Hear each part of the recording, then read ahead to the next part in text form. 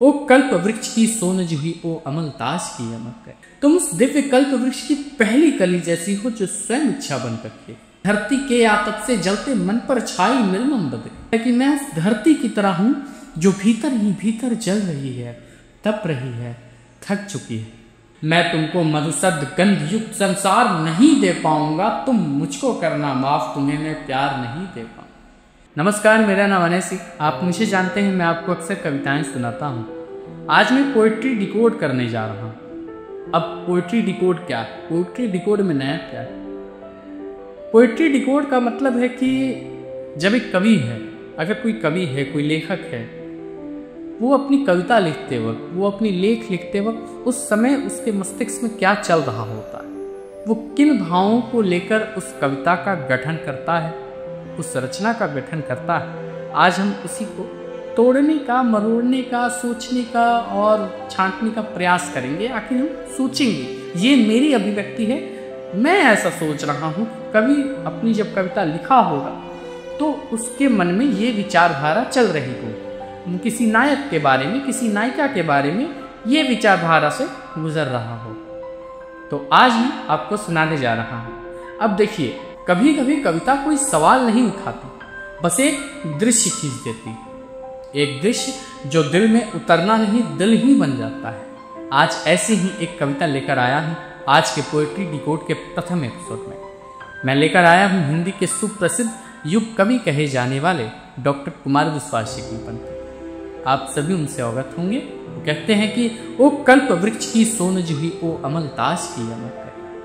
कवि कहता है इस कविता में कि तुम उस दिव्य कल्प वृक्ष की पहली कली जैसी हो जो स्वयं इच्छा बन रखे। तुम उस अमल ताज की पहली कली जैसी हो जो तपती दोपहरी में भी उम्मीद की छांव देती। कवि अपनी रचना में आगे कहता है कि धरती के आतप से जलते मन पर छाई निर्मम बदले। कवि का भावार्थ है कि मैं उस धरती की तरह हूं जो भीतर ही भीतर जल रही है, तप रही है, थक चुकी है। और तुम मेरी जिंदगी में वह शीतल बदली हो जो मेरे मन को ठंडक देती है, बिना किसी शोक, बिना किसी दावा किए, बस शुद्ध, निर्मल और निर्विकार। कवि की रचना की, मैं तुमको मधुसद गंध युक्त संसार नहीं दे पाऊंगा, तुम मुझको करना माफ, तुम्हें मैं प्यार नहीं दे पाऊंगा। यहाँ कवि अपने भीतर की सीमाओं को पहचान रहा है। वह कह रहा है कि मेरे पास वो क्षमता नहीं है, वो संसाधन नहीं है, या शायद वो स्थिरता नहीं जो तुम्हारे लिए एक परिपूर्ण दुनिया बना सके। या प्यार की नहीं, आत्मग्लानि की अभिव्यक्ति है।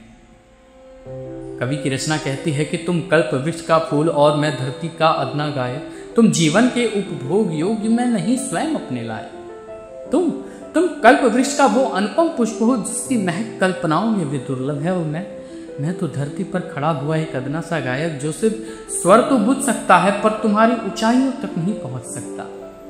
तुम जीवन के सौंदर्य की वो अनुभूति हो जो पूरी तरह जिए जाने के लिए बनी हो, और मैं जो खुद ही अधूरा हूं, अपने ही सवालों में उलझा हुआ, अपने ही लिए अपर्याप्त। तुम नहीं अधूरी गजल सुहे, तुम नहीं अधूरी गजल शुहे, तुम शाम गान सी पावन हो, हिम शिखरों पर सहसा कौंदी बिजुली सी तुम मन भावन हो।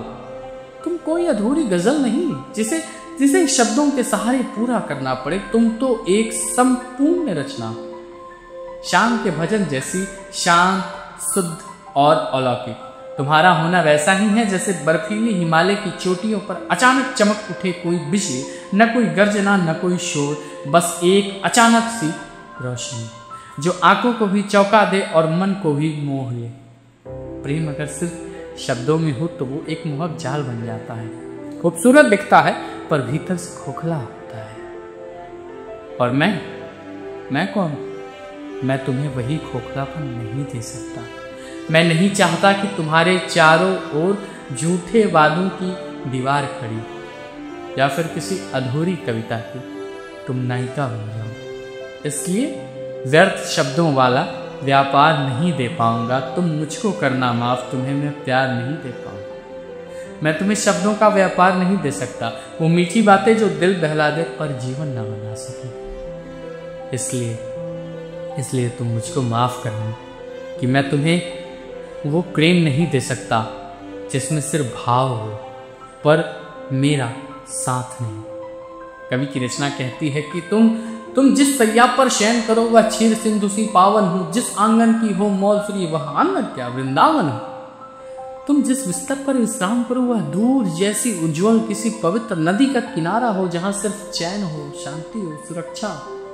तुम जिस आंगन में खिलो वहां मौल श्री की वो गंध हो जो पूरे वातावरण को वृंदावन बना दे, जहां हर कोना कोना रास हो और हर एक क्षण एक नया जीवन। जिन अधरों का चुंबन पाओ वो अधर नहीं गंगा तक, जिसकी छाया बन साथ रहो वह व्यक्ति नहीं वंशीवट।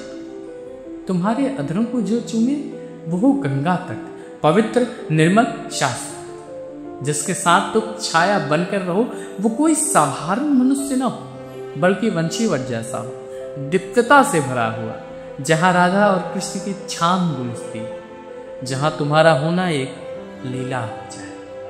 कवि की कल्पना देखिए कि पर मैं वट जैसा सहन छां विस्तार नहीं दे पाऊंगा, तुम मुझको करना माफ, तुम्हें मैं प्यार नहीं दे पाऊंगा। कवि कहना चाहता है कि मैं वो वट वृक्ष नहीं हूं शुभे, मुझमें वो छां नहीं, वो विस्तार नहीं जो तुम्हें पूरी तरह ढक सके, जो तुम्हारे सपनों को अपनी बाहों में समेट सके। इसलिए तुम मुझको करना माफ, तुम्हें मैं प्यार नहीं दे पाऊंगा जो तुम्हारी आत्मा के योग्य है। कवि आगे कहता है कि मैं तुमको चांद सितारों का सौंपूं उपहार भला कैसे, मैं यायावर बंजारा साधु सुर श्रृंगार भला कैसे। मैं वो नहीं जो चांद सितारों की सौगातें लाकर तुम्हारे आंचल में भर दे। मेरे पास कोई आकाश कोई नीला सपना नहीं जो मैं तुम्हें सौंप सकूं। मैं तो एक बंजारा हूँ शुभ यायावर जो एक जगह नहीं ठहरता, एक साधु जो जीवन को भोगता नहीं बस देखता है दूर से चुपचाप। मेरे पास ना तो संगीत है न श्रृंगार, केवल कुछ असमाप्त प्रश्न हैं जिन्हें लिए मैं घूमता फिरता हूँ। मैं जीवन के प्रश्नों से नाता तोड़ तुम्हारे शांत सुबह बारूद बिछी धरती पर कर लूं दो पल प्यार भला कैसे। और कैसे तोड़ दूं उन प्रश्नों से नाता, कैसे छोड़ दूं वो सत्य जो हर दिन मुझे कचोटते हैं। तुम चाहती हो दो पल का प्यार, तुम चाहती हो दो पल का प्यार, शांत सौम्य सुरमय। पर जिस धरती पर मैं खड़ा हूं वहां बारूद बिछी है। मैं कैसे रख दूं उस जमीन पर कोई रुमानी गीत जहां हर कदम पर विस्फोट हो। इसलिए विवश हर आंसू को सत्कार नहीं दे पाऊंगा। तुम मुझको करना माफ, तुम्हें मैं प्यार नहीं दे पाऊंगा। इसलिए मैं विवश हूं, तुम्हारी आंखों के हर एक आंसू को सम्मान नहीं दे पाऊंगा। उन्हें बाहों में भरकर संतावना नहीं दे पाऊंगा। तुम मुझको क्षमा करना शुभे कि मैं तुम्हें वो प्यार नहीं दे पाऊंगा जो तुम्हारे होने जितना सुंदर हो, सुयोग्य है या फिर तुम्हारे योग्य है। धन्यवाद।